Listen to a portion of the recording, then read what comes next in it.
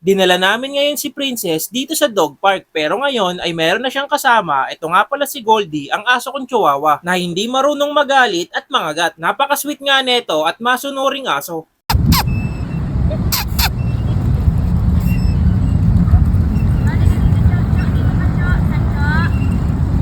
Di ata narinig ni Goldie yung tawag ko, buti nilang to si Princess at si Baby Girl ay masunurin. After nga tumakbo ni Princess ng 10 seconds, pagod na daw siya. Kaya tamang chill na lang siya at pahima sa akin.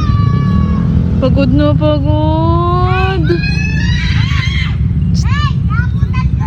Princess, I like you. Ganito nga pala ang itsura ng corging mataba na natakbo, parang bulak lang na nagbabounce. Sa 2 metrong tinakbo niya, grabe na yung hingal niya. Kung makikita niyo lang dito, pati laway niya, tumutulo na. Magandang bodyguard nga sana to si Princess dahil kung saan ako magpunta, sumasama siya. Kaso pag may masamang tao, imbis na ipagtanggol niya ako, baka magpa-belly rub pa siya. Dahil pagod na yung 2 aso, tamang kape na lang kami dito ni Baby Girl at sandwich. Yun lang, bye-bye!